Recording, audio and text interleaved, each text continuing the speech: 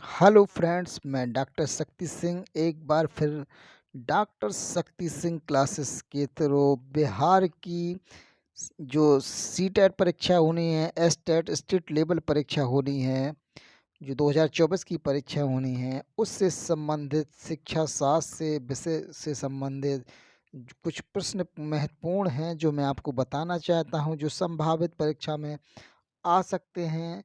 इस पेपर में art of teaching के नाम से प्रश्न पूछे जाने हैं और जो शिक्षण कला है उससे संबंधित कुछ प्रश्न हैं।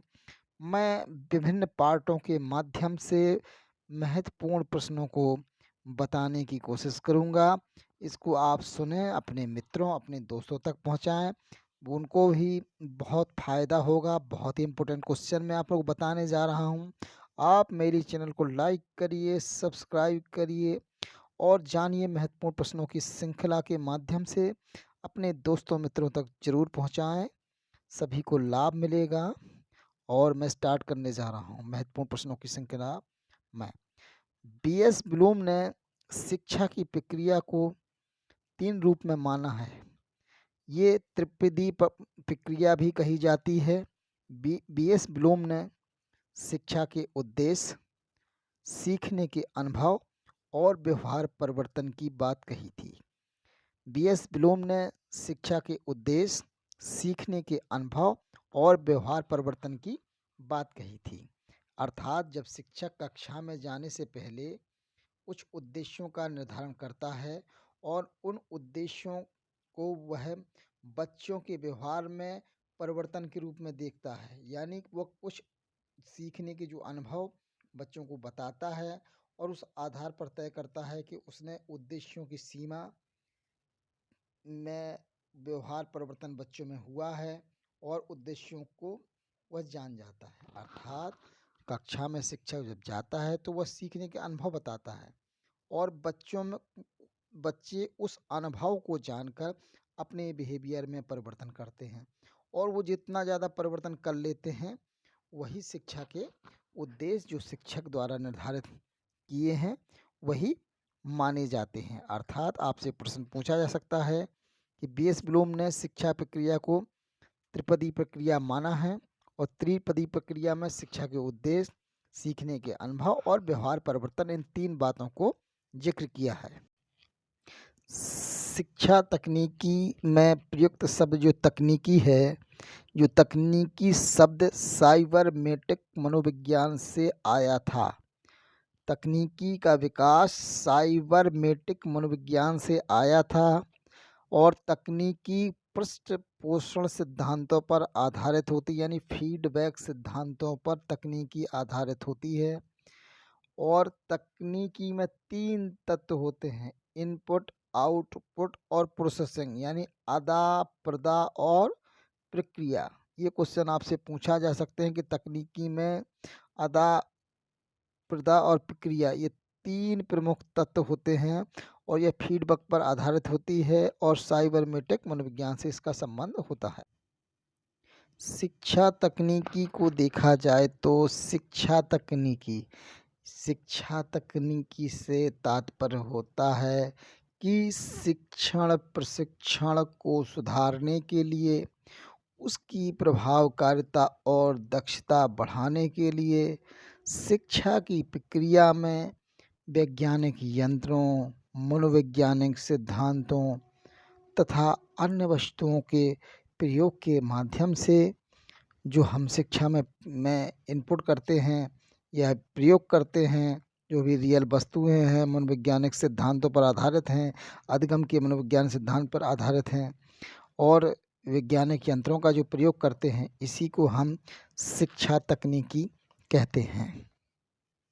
शिक्षा तकनीकी के 2 भाग होते हैं, एक होता है हार्डवेयर और दूसरा होता है सॉफ्टवेयर। अगर हम चर्चा करें शिक्षण शास्त्र अर्थात पेडागोजी, तो पेडागोजी में शिक्षण विधियाँ होती हैं, शिक्षण प्रविधियाँ होती हैं और इनके माध्यम से उद्देश्यों की प्राप्ति होती है। और यानी पेडागोजी का प्रयोग परंपरागत विद्यालयों में होता है। यानी पेडागोजी का प्रयोग किन प्रकार के विद्यालय में होता है, तो परंपरागत विद्यालयों में होता है और इनके माध्यम से उद्देश्यों की प्राप्ति होती है और ये इसकी शिक्षण विधियां और प्रविधियां होती हैं। इसे हम शिक्षण शास्त्र या पेडागोजी कहते हैं। और अगर हम शिक्षा तकनीकी की बात करें, तो शिक्षा तकनीकी में टेक्नोलॉजी का प्रयोग होता है, अधिगम सिद्धांतों का प्रयोग होता है, मनोवैज्ञानिक सिद्धांतों का प्रयोग होता है, सीखने के सिद्धांतों का प्रयोग होता है और ये कम्युनिकेशन यानी कि इसमें संप्रेषण की रचना की बात कही जाती है, यानी कि कम्युनिकेशन की चर्चा होती है। और ये क्या करती है कि पाठ्य वस्तु का प्रस्तुतिकरण यानी शिक्षा तकनीकी पाठ्य वस्तु के प्रस्तुतिकरण पर आधारित होती है। और यदि इसकी बात की जाए तो शिक्षा तकनीकी दूरवर्ती शिक्षण या मुक्त विद्यालयों के लिए विश्वविद्यालयों के लिए उपयुक्त है, जबकि शिक्षण शास्त्र पेडागोजी का प्रयोग परंपरागत विद्यालयों के लिए उपयोगी होता है। जबकि अगर हम देखें तो शिक्षा तकनीक का प्रयोग दूरवर्ती शिक्षा, डिस्टेंस एजुकेशन, मुक्त विश्वविद्यालय इत्यादि के लिए अति महत्वपूर्ण होता है। शिक्षण मशीन का जन्म 1926 में अमेरिका में सिडनी एल प्रेसी ने ओहियो राज्य विश्वविद्यालय में शिक्षण मशीन का निर्माण किया था। यानी कि 1926 में सिडनी एल प्रेसी ने ओहियो राज्य के विश्वविद्यालय में शिक्षण मशीन का सबसे पहले उपयोग किया था, उसको निर्मित किया था। तो ये क्वेश्चन पूछा जाता है किसने शिक्षण मशीन का आविष्कार किया था, तो वो थे सिडनी एल प्रेसी। एक महत्वपूर्ण प्रश्न अक्सर पूछा जाता है कि अभिक्रमित अधिगम या अभिक्रमित अन्वेषण के जन्मदाता, प्रोग्रामेड लर्निंग के जन्मदाता ये बीएफ स्किनर कहे जाते हैं। बीएफ स्किनर अभिक्रमित अन्वेषण के जन्मदाता कहे जाते हैं। शिक्षा तकनीकी का सर्वप्रथम प्रयोग ब्रायन मोर जो कि इंग्लैंड के थे, उन्होंने सर्वप्रथम प्रयोग किया था। यानी कि शिक्षा तकनीकी का सर्वप्रथम प्रयोग ब्रायन मोर ने जो कि इंग्लैंड के थे सबसे पहले प्रयोग किया था। और शिक्षा तकनीकी के 3 रूप में विभाजन लुम्सडेन ने किया था और उन्होंने 3 रूप जो बताए थे, शिक्षा तकनीकी प्रथम या हार्डवेयर, शिक्षा तकनीकी द्वितीय या सॉफ्टवेयर और शिक्षा तकनीकी तृतीय या प्रणाली विश्लेषण। शिक्षण कला और विज्ञान दोनों मानी जाती है। शिक्षण को कला और विज्ञान दोनों माना जाता है। अंतःक्रिया विश्लेषण सिद्धांत फ्लेंडर द्वारा प्रस्तुत किया गया था। ये क्वेश्चन अक्सर पूछा जाता है कि अंतःक्रिया विश्लेषण सिद्धांत किसके द्वारा प्रस्तुत किया गया, तो अंतःक्रिया विश्लेषण सिद्धांत फ्लेंडर द्वारा प्रस्तुत किया गया और फ्लेंडर ने इसे 10 भागों में बांटा है। आपसे पूछा जा सकता है कितने भागों में बांटा है, तो ये 10 भागों में बांटा गया है। और इसमें जो कुछ वर्ग प्रत्यक्ष हैं, जो कि कुछ अप्रत्यक्ष हैं, और ये शिक्षक और छात्रों के मध्य जो अंतःक्रिया होती है या आपस में जो कम्युनिकेट होता है या बातचीत होती है, इसी को हम क्रिया कहते हैं। क्रिया से तात्पर्य होता है कि जो शिक्षक और छात्र के मध्य जो वार्तालाप संपन्न होती है, जो अशाब्दिक भी हो सकती है, शाब्दिक भी हो सकती है। ये 10 रूप में 10 वर्ग बताए हैं। आपसे पूछा जा सकता है कि कितने वर्ग बताए हैं फ्लेंडर ने, तो फ्लेंडर ने 10 वर्ग बताए हैं। पहला होता है जो कि अप्रत्यक्ष व्यवहार के अंतर्गत आता है। इसमें अनुभूतियों को स्वीकार करना, एक्सेप्ट फीलिंग्स। दूसरा होता है प्रशंसा और प्रोत्साहन। तीसरा होता है छात्रों के विचारों का स्वीकार करना और उनका उपयोग करना। चौथा होता है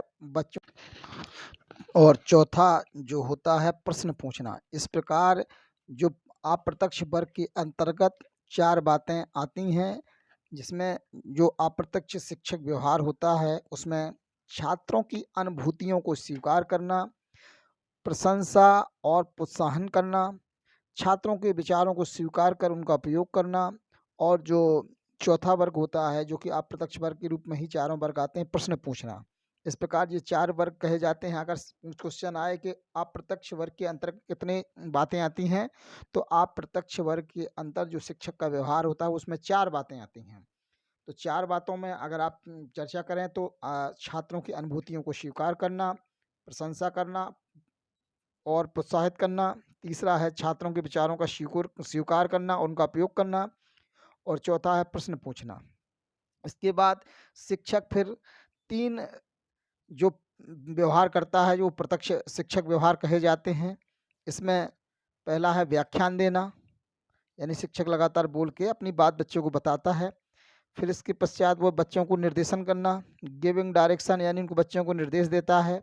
फिर उसके पश्चात जो 7वां वर्ग है, जो 3 वर्ग प्रत्यक्ष वर्ग के अंतर्गत जो उसमें है आलोचना करना और अधिकार दिखाना। इस प्रकार प्रत्यक्ष वर्ग के अंतर्गत 3 बातें आती हैं: व्याख्यान देना, निर्देश देना और आलोचना करना और अधिकार दिखाना। अब जो 8वां वर्ग है, जिसमें छात्र कथन से जुड़ी बातें हैं, जिसमें छात्र एक्टिव रहता है, वो है छात्र कथन अनुक्रिया। जब कोई शिक्षक क्वेश्चन पूछता है बच्चे से, तो बच्चा अपना जो भी उत्तर देता है उसे हम कहते हैं छात्र कथन अनुक्रिया। लेकिन अब अगला जो नवा है, जो वर्ग आता है, उसे हम कहते हैं छात्र कथन शोभक्रम।